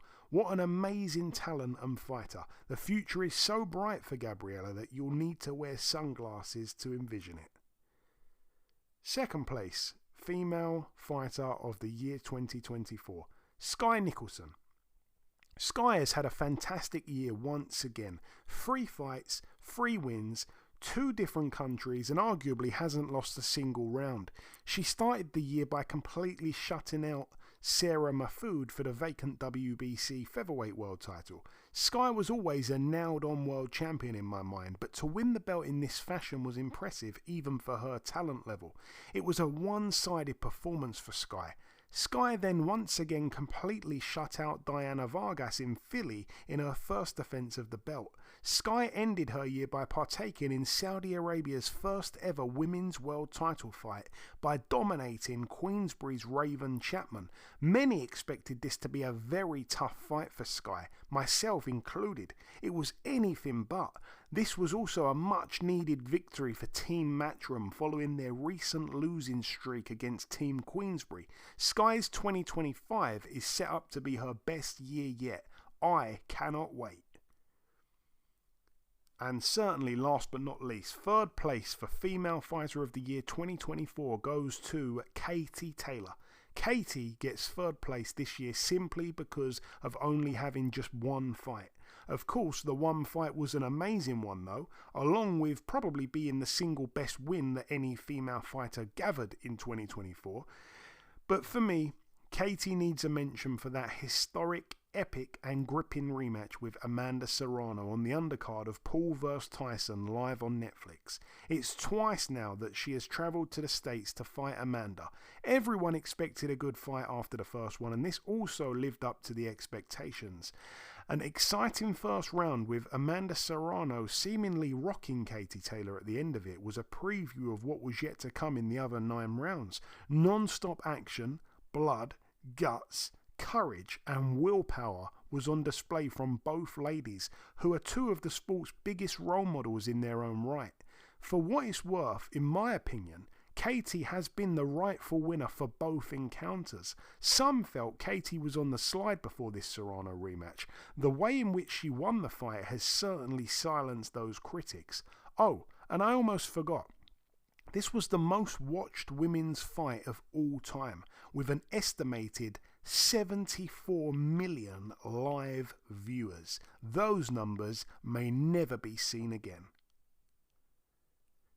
Okay, that then, Eddie, brings the award ceremony to an end. That's been really fun going over that. The last thing that we've got is some pound for pound lists. Now, I haven't put my pound for pound list together just yet, so I'm gonna maybe do that, between now and next week. I'll figure out my pound for pound list and see how it matches up with some of the other lists that we've been sent in. But let's just go over a couple of them very, very briefly, because I know again that we're really, spending a lot of time doing this, but it is only once a year. Eddie, I want to just maybe allow you to read out just a couple of them, and I'll do the other couple. Let's start with Tuba TJ. It feels right to start there, Eddie. Maybe you can do the next one after that, but I'm going to start here with Tuba TJ. He says, pound for pound number 1 to 10, and we can look at it afterwards, Eddie, rather than sort of go through name by name kind of thing. It'd probably make it a little bit easier doing it like that. So yeah, starting with his number 1, it's Alexander Usyk. Number 2 is Naoya Inoue. Number 3, Terence Crawford. Number 4, Beterbiev. Number 5, Bivol. Number 6, Bam. Number 7, Canelo. Number 8, Nakatani. Number 9, a mention to Lomachenko. Number 10, David Benavidez. It's a good list. The one thing I look for in a pound-for-pound list is the very top 3 names. And if they are not Usyk, Inoue and Crawford in some kind of order, then I don't even bother looking at 4, 5, 6, 7, 8, 9, 10. I do not agree. So he's gone with those 3, Usyk, Inoue, Crawford. I completely agree with that. Beterbiev... Yeah, Beterbiev needs to be in there. He really does now at this point. Bivol is right there. He's put him in front of Canelo, which he should do because he beat Canelo. Bam's in there. I love that Bam's getting as high as 6th on the list. I think he well and truly deserves that ranking. Canelo 7. Nakatani getting a mention. Just goes to show that Tuba TJ knows his boxing. That's a hell of a guy to be in your top 8. Lomachenko's the only one where I'd say, I'm not so sure. He's got Benavidez at 10. I get that. Lomachenko's the only one there for me that I'd maybe swap out, Eddie. I don't know what you think. Yeah, honestly, it's not bad. I don't think it's too bad. I mean, Lomachenko, because I guess he did it because of the last win he had. Kind of put him back in. I guess that's what he's thinking. But yeah, the other guys, I mean, of all of those, I would agree. Loma's he should probably be 10 if you're going to have him in at all. And Benavidez would be 9. But yeah, it's good. With Usyk number 1, you got to have Usyk at number 1 at this point. I think even, though Inoue has been doing great, Crawford, Beterbiev, but I think Usyk, with what he's accomplished over time, but also just in general this last year, got to be number 1. So yeah. It's not a bad list, though. Okay. And then, do you want to do the next one, Eddie? Yeah, that's fine. I can do the next one. See who the next one is. Is it Bruce McNichol? Am I right? Yeah, go there if you want. Yeah, okay. He has Usyk, Crawford, and Inoue. Still the top 3 guys, pretty much, that didn't move necessarily. Then Beterbiev, then Canelo, then Bam, then Tank, Bivol, Opatai, and then Ennis at 10. Now I know why you wanted to read that one. That is not why. That is not why. But that is funny. But it's crazy, though, having him at – I'll give it to you, Joe, for sure. I wouldn't put him in that. Not now. He has a few more things to prove before he gets to be on this list. But, yeah, especially with that last fight. Yeah, again, good top 3. Beterbiev in 4th. Canelo's there. Bivol's there. Bam's there. Tank's in there. Tuba TJ didn't have him in there, but Tank's in there. I like that. Opatai's in there. Again, I think Opatai's such a good fighter. Ennis I wouldn't have in there, but I like the list other than that. Again, there's just one guy in there that I'd go, I'm not so sure. And that's kind of the same as Tuba TJ's list. I'll do the next one, Eddie, and then maybe you can prepare for the one after that. Okay. This next one I'll do will be Michael or M. Shuey. His top 10 is Usyk, Inoue, Bud. So again, the same good top 3. Beterbiev 4th, Canelo 5th, Bivol 6th. So Bivol's behind Canelo. That's interesting. Bam Rodriguez is after that in 7th. In 8th, we've got Nakatani. Again, I like that. In 9th, we've got Tank. And then in 10th, we've got Nick Ball.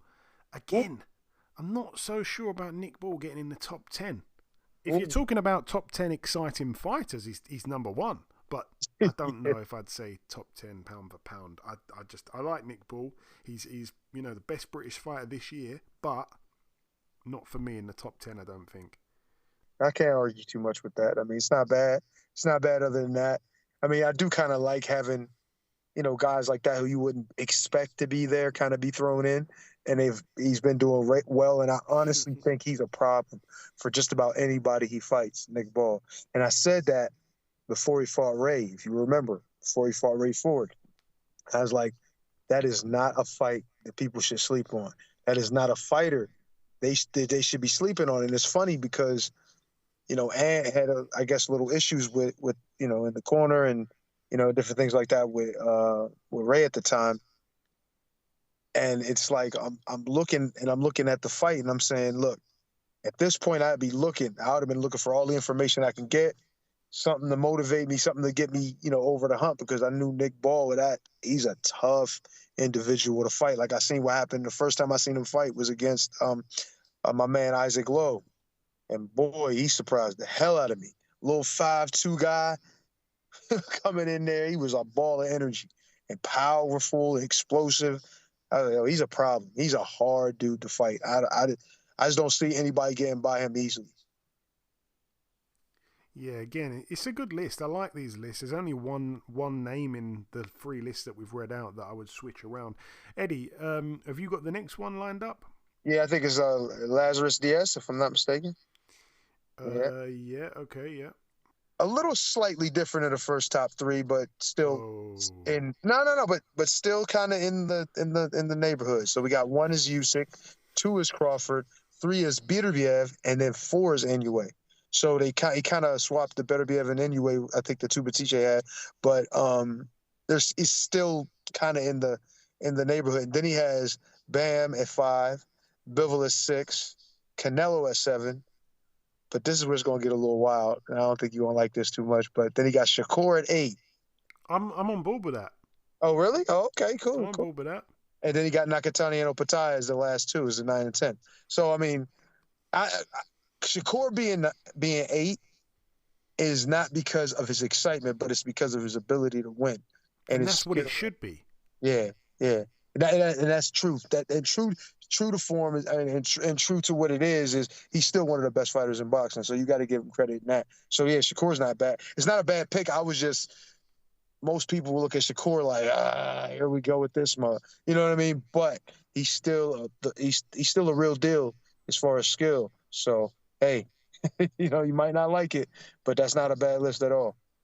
No, it's not a bad list at all. And even though I don't like his top 3, I think that Inoue should be top 3, maybe not Beterbiev. But those 10 names altogether, I will very, very, very, very much struggle to take one out and put another one in. Like that is a great list. I want to hold on to that when I put my own list together, just to see what mine looks like compared to that. I love that list actually.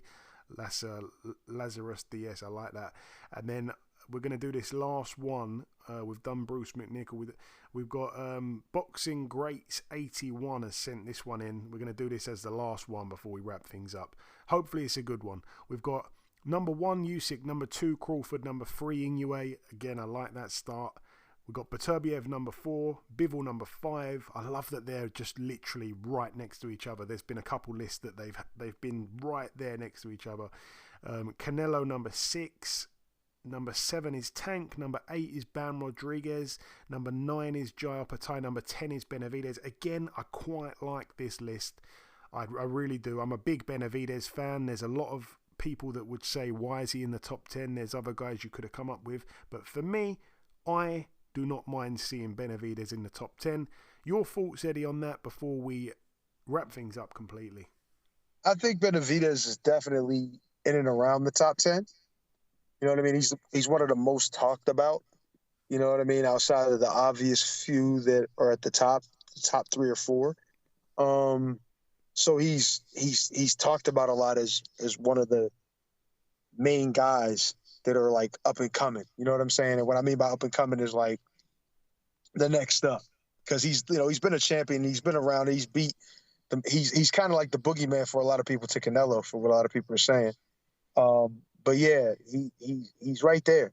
You know what I mean? All he needs is maybe 1 or 2 other wins, or maybe not even another win necessarily. I mean, obviously he's going to have to. He's going to have to keep this up in order to stay within that fold. But yeah, he's one of the guys. You know what I mean? This whole thing with Morrell, he gets past that, and maybe somebody else, he's going to be somewhere in the top 5. You know what I mean? Top. You got to, because he's beaten these guys, and he's like I said, he's been near the top of each weight class. He was gone. Now he's going up into 75 now. So yeah, he fights. They say he fights a Beterbiev or somebody like that, and wins that, or Bivol and wins those. Oh, then you got to start looking at him as maybe even top. He might crack that top 3 soon. So. Yeah, he's near that list. So I mean, him being 10 is not necessarily that bad or that off-putting. So yeah, I'm not too opposed to that. Yeah, I think if he beats Morrell, he's definitely top 10. And you're right, I would love to see him mixing it with the likes of Bivol. I think that'd be a great style clash. He could cause anyone issues. Anyway, we've done far too much talking this week. I think the show would have eclipsed 2 hours, which we do not do very often. I just want to say, just before we sign out, that I'm going to come in with the outro in a few seconds. But to you, Eddie, I just want to say thanks once again for coming into another year with doing the podcast every week and all the rest of it. A happy new year to you once again. Thanks, I appreciate you. No problem, my friend. Right, there we go then. That is everything done. The final thing for me to do is to come in with the outro, which I'll do in just a few short seconds. Okay, and this wraps up episode 480 of the BoxHard Podcast. I've been your host, Joey Coastman. Eddie Chambers has been with me for the duration of the show. A massive shout out to this week's special guest, that man being the former WBO heavyweight world champion, one of the coolest guys in boxing, Mr. Joseph Parker. That interview, I believe, took place on the 28th of December, I believe, so just before the new year. Because we always, wanted to have him on as the first guest of 2025. He's a great guy. It's a great, positive, nice way to start 2025. The biggest thanks of all every week is no different. It's you, the listeners. We want to thank you once again for entering another year with us. We started this in 2015. We're now in 2025. For those that have been along on this ride for most of them years, or maybe even right from the start, we cannot thank you enough. This is the whole reason we do this show. It's for you, the listener. So thanks once again for tuning in. And thanks once again for everyone that sent in your nominations for all the awards. They meant a hell of a lot. It was really, really good hearing from you guys and interacting. We need to do it more than just once a year, I think. So thanks once again. That really meant a hell of a lot to myself and Eddie. But anyway, I won't keep you any longer because it's been one heck of a long show. It turned into a little bit of an audio book at one point when I was reeling off my, favourite fighters of the year and when I was explaining why. So I hope that you guys enjoyed that. Maybe if you want, you can send me some feedback. Let me know what you thought of that. Should I try and do more of that? What do you think? Or was it just really boring? Let me know. Good or bad comments are welcome. The feedback will be appreciated either way. That's about everything from myself now, though. Hope you've all enjoyed it. Stay safe, Happy New Year once again, and we'll see you all again, same time next week.